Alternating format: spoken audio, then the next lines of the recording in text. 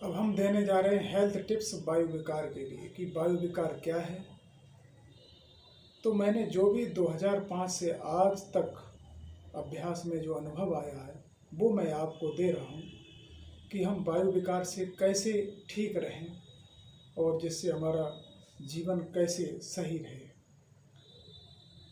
तो मैंने देखा है कि यह वायु विकार बहुत ही बड़ा विकार है और इस विकार से सबसे अधिक रोग उत्पन्न होते हैं और इन रोगों को ठीक कर पाना बहुत ही कठिन है। तो बने रहें हमारे साथ। इसको हम सम रखने के लिए बहुत ही अच्छा मेरे पास तरीका है। योगासन और कुछ आयुर्वेदिक दवाएं व खान पान से आप जीवन भर ठीक रह सकते हैं, क्योंकि यह दोष जन्म से मृत्यु तक चलता है। गर्भावस्था में इसका जन्म हो जाता है और जब तक शरीर रहता है तब तक यह दोष रहता है। तो उसको सम रखना है। इसमें इस वायु विकार में जिनको वायु विकार है वह एक तो मैं बता रहा हूँ, उसे ध्यानपूर्वक सुने। पानी अधिक पिया करें, सब्जी अधिक खाएं और शोक और भय से बचें। खून की कमी भी हो जाती है इसकी वजह से और महिलाओं में गर्भावस्था में इससे संबंधी समस्या आती है और एसिडिटी और आदि इसी से बनती है। जो हमारी पाचन क्रिया सही नहीं होती है, इस वजह से ये समस्या आती है। इस वायु विकार के कारण क्या क्या रोग उत्पन्न होते हैं, सुनिए उनको। इससे कब्ज है, गैस, उल्टी आना, माइग्रेन, सिर दर्द और बीपी हाई, बवासीर, भगंदर, फिसर, सियाटिका, सर्वाइकल स्पॉन्डिलोलाइटिस और आँखों की रोशनी कम होना,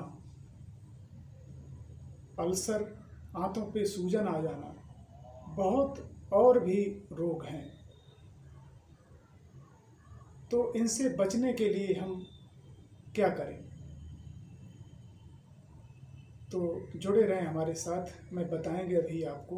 पूरी तरह से आप जीवन भर स्वस्थ रह सकते हैं। जो भी हम बताते हैं उसे उसका पालन करें और वही चीज़ खाएं, वही चीज़ अपनाएं। तो यह वायु विकार 10 प्रकार का होता है।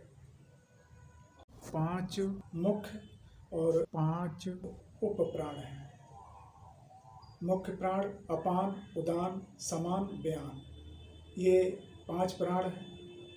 इनका अलग अलग कार्य है हमारे शरीर में, वह हम आगे बताएंगे। 5 उप प्राण हैं, यह भी हमारे शरीर में अलग अलग कार्य करते हैं। नाग, कूर्म, कंकल, देवदत्त, धनंजय, इनका अलग अलग कार्य है और यह हमारे शरीर में हमेशा रहते हैं। मरने के बाद भी कुछ उप प्राण है, वो एक है वो रहता है, वो बाद में जाता है। तो हम यहाँ कुछ मुद्रा चिकित्सा दे रहे हैं, जिससे मुद्राओं से आप अभी तुरंत ही लाभ ले सकते हैं।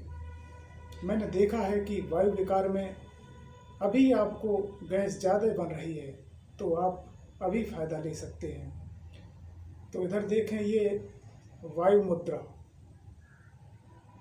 तर्जनी उंगली को अंगूठे के नीचे दबाएं, शेष तीनों उंगलियां सीधी रहेंगी। इस तरह से आप करें और अभी फ़ायदा 30 सेकंड में फ़ायदा शुरू हो जाता है। इसे 24 घंटे में 1-1.5 घंटे कर सकते हैं, टुकड़ों में कर सकते हैं। कुल टोटल 1 से 1.5 घंटा होना चाहिए। चलते फिरते भी कर सकते हैं इसको और बैठ के करेंगे तो ज़्यादा लाभ मिलेगा। अगली मुद्रा है अपान मुद्रा। 2 उंगलियां इस तरह से अंगूठे से बीच की मिलाएंगे, शेष किनारे की उंगली इस तरह से सीधी रहेंगी। चलते फिरते और बैठ के करें तो लाभ अधिक मिलेगा। जिस तरह से मैंने पीछे बताया उतना समय रखें और अगली है मुद्रा अपान वायु मुद्रा।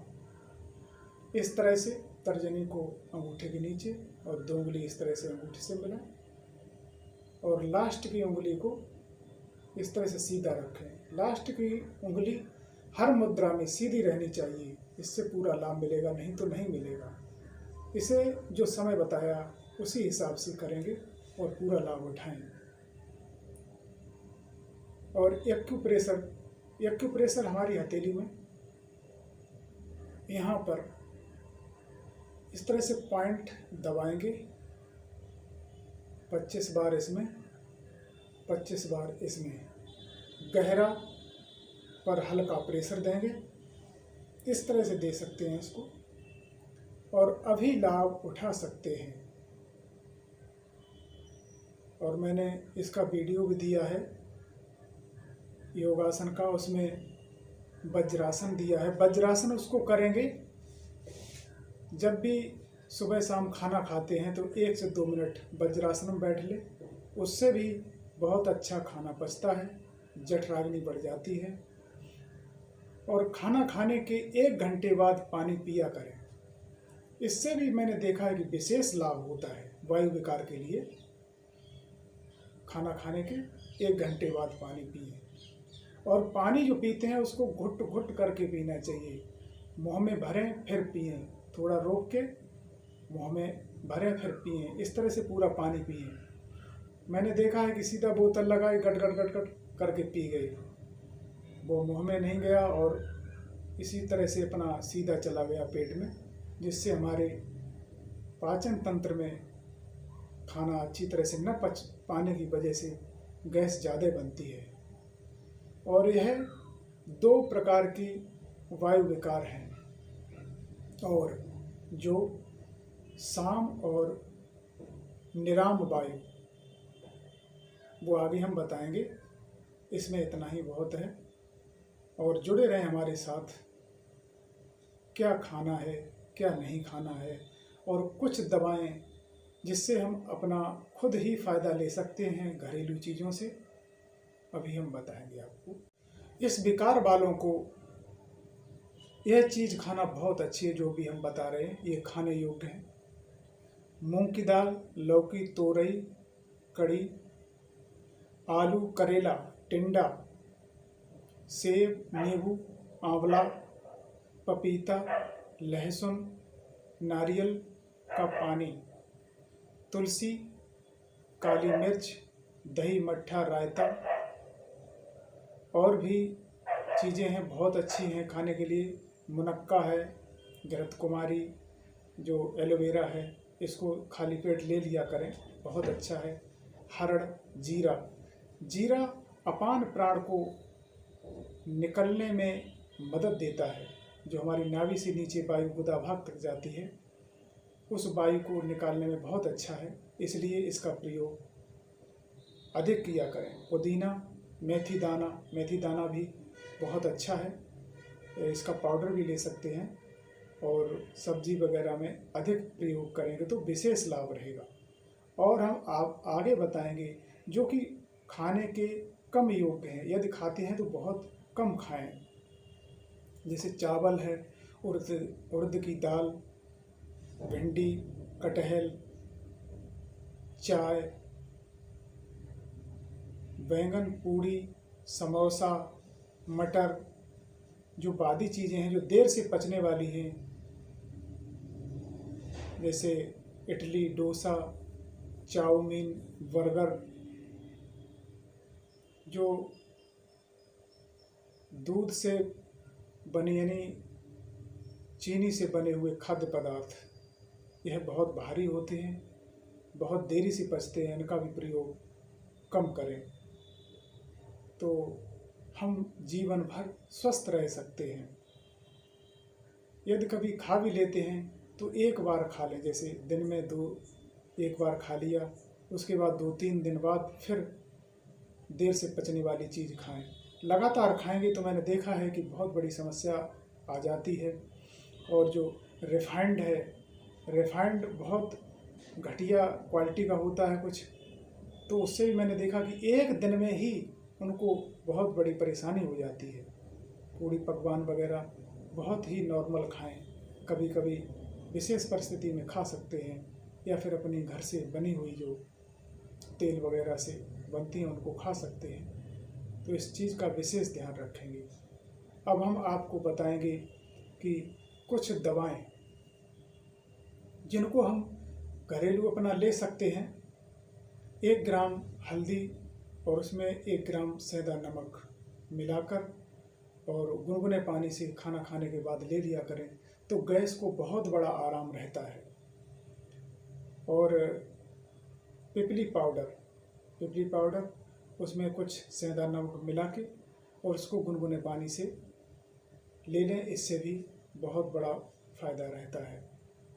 छोटी हरड़, 4 छोटी हरड़ ले लें और उसको मुंह में रख के चूसते रहें, इससे भी बहुत बड़ा लाभ मिलता है। लहसुन की कली 1 या 2 भी ज़्यादा हैं, यदि छोटी छोटी हैं तो 2 ले लेना, तो 1 ही कली को बिना चबाए निगल लिया करें। ऊपर से पानी पी सकते हैं तो गैस को बहुत आराम रहता है। मेथी पाउडर 1/4 चम्मच सुबह शाम खाली पेट गुनगुने पानी से लेंगे तो बहुत अच्छा है। और पानी को मैंने बताया जिस तरह से पिएं, खाना खाने के बाद 1 घंटे बाद, और घुट घुट करके पीना है, तो आप जीवन भर स्वस्थ रह सकते हैं। योगासन भी करें, जिसका मैंने एक पैकेज दिया है योग का वायु विकार वालों के लिए, उसको करेंगे तो जीवन में कोई रोग हो ही नहीं सकता है, यह गारंटी है। लेकिन मन लगा के इस अभ्यास को करेंगे। बने रहें हमारे साथ और खुश रहें और दुनिया खुश रहे। धन्यवाद।